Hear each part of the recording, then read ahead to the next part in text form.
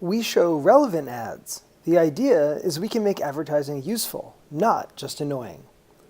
This is Larry Page, founder of Google, talking about relevant ads for consumers back in 2004. But there's a flip side to his idea. Relevant ads for consumers mean that it's affordable for marketers to influence people, because marketers can save money by not showing ads that consumers find annoying. Although Google and Facebook are how we learn and communicate online for free, they make money by selling affordable influence. When microtargeted digital ads persuaded people to buy a few more shoes, there wasn't a compelling reason for people outside of the industry to understand ad tech. But now that microtargeted ads influenced who became the leader of the free world, we all need to understand why they're so much more important and so much more powerful than conventional advertisements. Here's one story that has not yet been told about digital ads in the 2016 presidential election. This video is Persuasion, Part 2, The Coupon Problem. Larry Page's words in 2004 became Google's privacy policy today. Quote, "We use data to make ads relevant." And Facebook's privacy policy also says they use data to show you relevant ads. In the introduction video, we talked about how a marketer sends a message through a medium to an audience to provoke an action. And we explained why matching the right message to the right audience is the key to persuasion. Ad tech companies like Google and Facebook enable marketers to use data to solve this matching problem with unprecedented power. Essentially, there are 3 steps for a marketer in an advertising campaign: targeting, display, and attribution. In targeting, the marketer picks an audience to see ads because it's too expensive to show ads to everyone. Display is where the audience sees the ads in a medium, like on a billboard or a smartphone. And attribution is where the marketer tries to figure out which ads were effective. So if we're talking about a marketer at Nike, first they identify consumers interested in shoes. Then they display ads to those consumers. And then they determine, of the consumers who bought shoes, which ads did they see. Of course, marketers want to know which ads were effective so that they can show more of those ads. When marketers use conventional mediums like billboards and direct mail, it's difficult to know which advertisements are effective.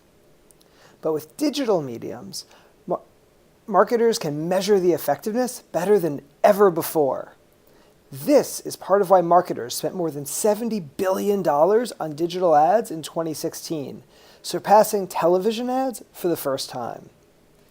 In other words, your eyeballs are worth about $23 per month to digital advertisers. What's special about Google is that it allows marketers to target using intent. When a consumer Google searches for something like shoes, they indicate intent to make a purchase. Nike marketers want to show ads to those people and avoid wasting money on everyone else. What's special about Facebook is that it allows marketers to target using people's interests. So if you like Nike on Facebook, their marketer will show you ads for shoes. But Google and Facebook offer marketers lots of other digital advertising tools, including location targeting and lookalike audiences. So if you haven't Google searched for shoes or liked Nike on Facebook, you still might see Nike ads online. Here's why. If a marketer uses location targeting on you, then you might see ads because your next-door neighbor is interested in Nike. If a marketer uses lookalike audiences on you, then you might see ads because someone similar to you is interested in Nike. For instance, maybe you both visit the same websites. This is microtargeting, where a marketer is identifying small groups of consumers who respond similarly to the same message and showing them the same ads to get them to take the same action. When talking about advertising technology, we hear about Google and Facebook since they're the giants, but there's an entire ad tech ecosystem behind affordable influence. What you should take away from this overwhelming diagram is that there is much more beyond just Google and Facebook. I worked for an ad tech company that solves what I call the coupon problem, technically referred to as data onboarding. This technology enabled Cambridge Analytica to stitch together the election system with advertising technology and tip the 2016 election to Donald Trump. So here is the coupon problem from the perspective of Mark, the marketer, and Connie, the consumer. Connie shops at CVS Pharmacy and has a CVS Extra Care Rewards card. Mark is a marketer for CVS, and his job is to keep consumers like Connie coming into the store. When Connie uses her rewards card, Mark tracks her purchases and notices when she stops coming into the store. Mark has a problem. What message can he send Connie to get her back? Mark decides to send Connie a coupon. But Mark knows that generic coupons aren't very persuasive. So Mark makes it a Snapple coupon because he knows that Connie likes Snapple based on her data from her rewards card. Mark also has Connie's name and address, which she provided when she signed up for the card. So Mark mails a personalized coupon to Connie's house.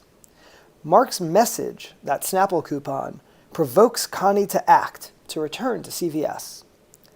Mark would say that this is great for everyone. Connie gets a discount and CVS gets a customer. And of course, Connie opted into this relationship when she signed up for that rewards card in the first place. So here is the coupon problem for Mark the marketer. Direct mail is not enough.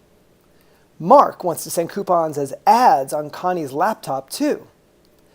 Mark has Connie's name and address data, but that isn't enough to find Connie online. The solution is to weave together name and address data with digital devices and that ad tech ecosystem. Here's how this works. Connie is a normal person, so she does normal things like go to concerts. She buys those concert tickets using her laptop from companies like Eventbrite and Ticketmaster. She pays for tickets with her credit card, so those companies require that she gives them her name and address. So Eventbrite and Ticketmaster get a valuable data set. Connie's name and address tied to a tag on her laptop called a cookie. Ticketmaster and Eventbrite specify their rights to sell that data set in their privacy policies, which Connie and the rest of us all agree to but never read. Eventbrite's policy clearly states, no sale. We are not in the business of selling your personal data. Connie's data set is not for sale. But Ticketmaster's privacy policy says, we may share information with third parties. In other words, Ticketmaster sells Connie's data.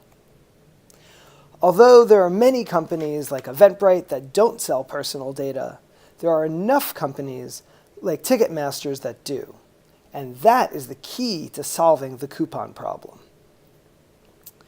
So data onboarding companies buy data sets with name, address, and cookie information to let marketers like Mark display ads on Connie's laptop. Of course, there are caveats. First, there's much more to ad tech than just the coupon problem. There are many other companies needed to show Connie that ad. Second, Connie's name and address are technically not for sale, just the ability to send her digital ads. Third, marketers can't target just one consumer at a time, like Connie. There are minimum audience sizes, usually 1,000 people, but those people are spread out around the country. Here's the big picture. Any marketer like Mark can provide 1,000 names and addresses, and those consumers will see a quote-unquote relevant micro-targeted ad. Again, when companies like CVS use micro-targeted ads to sell more Snapple to consumers like Connie, there wasn't a compelling reason to understand all this, especially since Connie chose to provide her name and address for the rewards program, so the companies could reasonably say that she should expect to see their ads. But the coupon problem has profound implications in politics. Most voters don't realize that state governments consider voter registration information public record, including name and address data. So a marketer can bombard a swing voter with micro-targeted political ads without the voter realizing what's happening or why. Here's one way this coupon problem played out in the 2016 presidential election. There are a number of data onboarding companies that weave together name and address data with the ad tech ecosystem. In 2015, one of those data weaving companies launched a partnership with L2, a company that sells a national voter file, meaning name and address data for 180 million Americans. In 2016, Trump's team used that partnership to microtarget voters, according to presentations by the CEO of Cambridge Analytica, who said that he worked with these companies. Moreover, the VP of data for L2 criticized the Clinton campaign for not working with his firm. Cambridge Analytica made micro-targeted digital ads the centerpiece of Trump's digital media strategy. By contrast, Hillary Clinton's chief digital strategist prioritized engaging supporters and declined help from ad tech companies because he thought that advertising technology wasn't as important as a person-to-person conversation. This led to Clinton outspending Trump 2-to-1 on conventional ads in the crucial final weeks of the campaign, whereas Trump's team outspent Clinton by 2-to-1 on online ads. Clinton's conventional ads targeted millions of people at a time, most of which had firm opinions. For instance, Clinton paid for 3 television ads during Game 7 of the World Series, just before Election Day. Each ad cost about $300,000 for an audience of 30 million viewers, most of which weren't swing voters. This comes to about a penny per view. But the ads still suffer from the matching problem. The ads wouldn't resonate with most viewers. On Facebook and Twitter, Trump sent ads to swing voters for less than a penny. And the Trump campaign saved tons of money by avoiding all the other people with firm opinions. They solved the matching problem using data so that the ads would resonate with each individual swing voter. Trump's team, Cambridge Analytica, prioritized data onboarding and advertising technology to deliver personalized messages to each individual swing voter. Clinton's strategy was much less effective. This is the most likely reason why swing voters surged at the last minute for Trump.